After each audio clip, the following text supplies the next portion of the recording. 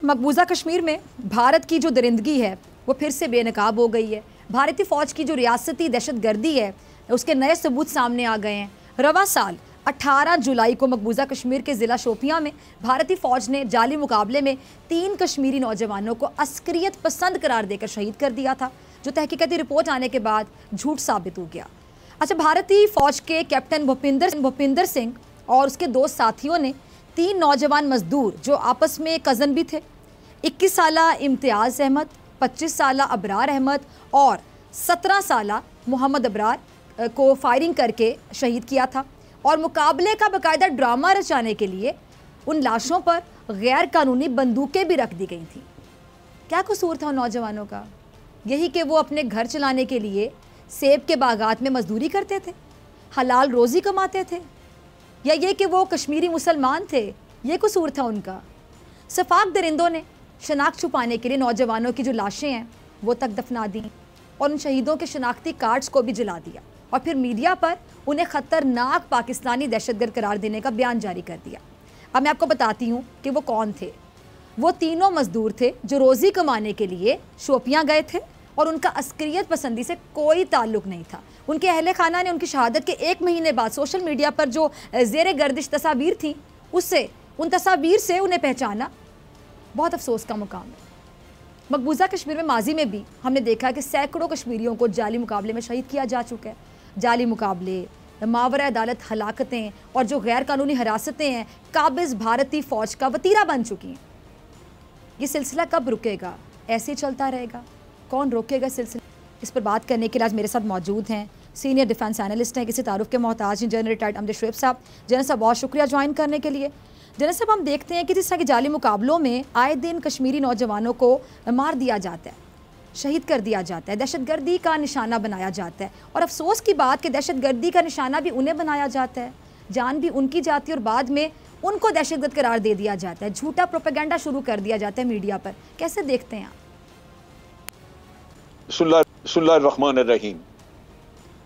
देखिए, बात यह है कि भारत 2 चीज़ें चाहता है। एक तो ये कि कश्मीर के अंदर जो जद्दोजहद है उसको करार दे दे कि ये जद्दोजहद जो है ये जद्दोजहद नहीं बल्कि पाकिस्तान की छेड़ी हुई ये दहशतगर्दी है। उसके लिए पाकिस्तान पे इल्ज़ाम देना है तो वो भी ज़रूरी है कि ये पाकिस्तान से कहा जाए कि लोग यहाँ से दरअंदाजी कर रहे हैं। अब ये दरअंदाजी हो नहीं रही। कश्मीर की जद्दोजहद जो है वो अपनी एक इंडिजिनस वहाँ की जद्दोजहद है, तो फिर उसको कैसे दुनिया के सामने वो अपनी मर्जी की एक तस्वीर पेश कर सकें? उसके लिए ड्रामा रचाना पड़ता है कि वो बेचारे कश्मीरी वहीं से कोई बेगुनाह पकड़े। बहुत सारे तो जो LOC के करीब गाँव है वहां से लोगों को पकड़ते हैं और ला के तो ये इस तरह का को ड्रामा रचा के मार के जब उनकी वो मर गए, खत्म हो गए, तो जबान तो बोलने वाला कोई ना रहा पीछे, लिहाजा उनको डिक्लेयर कर दिया जाता है कि ये LOC क्रॉस कर रहे थे कि हमने पकड़ लिया या मार दिया। अब ये चीज जो है ये चूंकि चैलेंज नहीं होती और ये फैल गई इस तरह कि यहाँ पे एक तो 90 की दहाई से बहुत एक्सटेंसिव किस्म की पावर्स दी गई हुई हैं लोगों को, और वो यानी पुलिस को और आर्मी को, BSF को, और उनसे पूछ तो कोई नहीं इन मामलात में, वो उनको बड़ा एक कवर मिला हुआ है। दूसरी बात ये है कि इस पे इनाम मिलता है जब ये कोई जाहिर करते हैं कि हमने एक टेररिस्ट मारा है या ये जाहिर करते हैं कि हमने मुकाबला किया है और जो दरअंदाज से उनको मारा, तो इनको इनाम मिलता है, मेडल मिलता है। लिहाजा उसकी लालच में भी बाज लोग ये काम करते रहते हैं। अब इसमें देखने की बात यह है कि आप इसको यूं देखें कि जो उनकी आर्मी, इनके चीफ ऑफ आर्मी स्टाफ, उनकी तरफ से एनकरेजमेंट है। वो कैसे कि एक इंसानियत सोच वाकया हुआ जहां जीप के सामने बांधा गया एक कश्मीरी को ह्यूमन शील्ड के तौर पे। हालांकि बच्चे पत्थर ही मारते थे, बंद गाड़ियों पे पत्थर लग के होता क्या था, लेकिन एक मेजर ने उस गरीब आदमी को बांध के और पूरे शहर में वो लेके फिरता रहा। उस मेजर को सजा होने की बजाय चीफ ऑफ आर्मी स्टाफ ने अप्रिशिएट किया और बाद में उसको तमगा मिला कि तुमने बड़ा जबरदस्त काम किया है। तो ये ऊपर से एक एनकरेजमेंट जो उनको मिलती है उसकी वजह से वो बिल्कुल आजाद है। अब ये जो वाकया सामने आया ये बड़ा समझने की बात है। मैं आपको इसका एक्सप्लेन करूं, ये पिछले किसी भी वाकये में किसी को कोई सजा नहीं हुई। इसमें सजा देंगे या इसमें वो लेके आए, इसमें उनके 2 मकसद पूरे हो रहे हैं। एक तो ये कि वो ये दुनिया को बावर कराएंगे कि देखिए हमारे यहाँ कोई इंसानी हकूक की पामाली नहीं, अगर हुई है तो देखिए हमने फौरन लोगों को सजा दे दी। और सिखों के साथ भी हिसाब चुका दिया जाए और मुसलमानों के साथ भी, और ये दुनिया को अपने अपने पोजीशन भी वादे कर ली जाए। तो ये वो ड्रामा हुआ है जहां पे इन्होंने ये किया, वरना जो ऐसे केसेस अगर हों भी तो वो आर्मी इंक्वायरी करती है, आर्मी ट्राई करती है, सिविल अदालत में तो जाता ही नहीं काम। ये खास तौर पे पुलिस के जरिए करा के ये वहां लेके गए हैं, ये सिखों को भी जलील कराएंगे कि जी आपका कैप्टन था उसने ये हरकत की, और इधर ये दो मुसलमान भी साथ, इनको मरवाने में उनको कोई फिक्र नहीं है, लिहाजा उनका काम पूरा हो गया। तो ये बड़ी एक बनिए की बड़ी मकाराना चाल है। ठीक है, ठीक है। अच्छा, मुझे समझ नहीं आती ये जो उनकी चाल है, दुनिया को क्यों नजर नहीं आता? दुनिया क्यों अंधी हो गई, क्यों बहरी हो गई, क्यों गूंगी हो गई? जनरल साहब, आप देख रहे हैं कि अमेरिका जिसने अपने आप को बाकायदा इंसानी हकूक़ के तहफ़्फ़ुज़ का सर्टिफिकेट दिया हुआ है, बड़ा अलमबरदार बना फिरता है। आप देखते होंगे, हम आए दिन देखते हैं जी इंसानी हकूक़ की जो आवाज़ उठाने के लिए जो इदारे हैं, काम करें, तंजीमें हैं, फिर साथ ही साथ इंसानी हकूक़ के लिए जो दिन मनाए जाते हैं, मुझे बड़ा दुख होता है। आप मेरी बात से एग्री करेंगे कि बंद कर देना चाहिए ये सिलसिला दिन मनाने का। सिर्फ दिन मनाने हैं हमने कि वो दिन हम मना रहे हैं, कहाँ इंसानी हकूक़ की खिलाफ वर्जियाँ नहीं हो रही हैं? दुनिया में जगह जगह जो हो रहा है इन लोगों को नज़र नहीं आ रहा है। और किस तरह हम लोग अपने इस मुकदमे को लड़ें कि वज़ीर आज़म जो है पाकिस्तान के इमरान खान साहब, उन्होंने बार बार मुख्तलिफ फोरम्स पर भारत का जो मकरू चेहरा है दुनिया के सामने बेनकाब किया, एक्सपोज किया है। अब इससे ज़्यादा हम मज़ीद क्या कर सकते हैं जनरल साहब? यानी दुनिया का जो मेयार है, दोहरा मेयार है कि कहते कुछ हैं, करते कुछ हैं। यानी जो हकूक़ की बात करते हैं, इंसानी हकूक़ की बात करते हैं, तो फिर अमल करके दिखाएं ना। कश्मीर नज़र नहीं आ रहा इन्हें? नहीं, ऐसा नहीं है। ये देखिए, ये सिलेक्टिव है।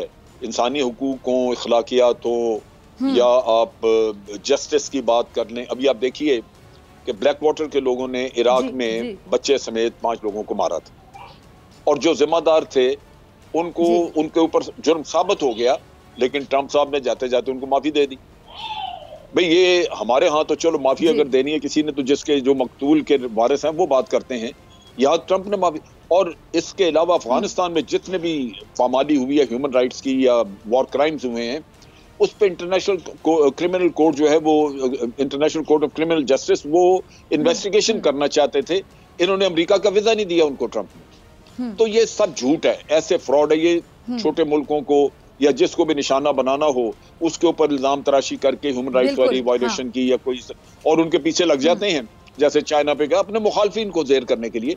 उसके अलावा सबसे ज्यादा दुनिया में ह्यूमन राइट्स वायलेशन अमेरिका ने की है, जितने वॉर क्राइम्स किए हैं अमेरिका ने किए हैं। तो ये तो एक होक्स है, हमें इनसे तवक्को करनी नहीं चाहिए किसी बेहतरी की, और खुद हमें अपना मौक़िफ़ लेके दुनिया में आगे बढ़ना चाहिए।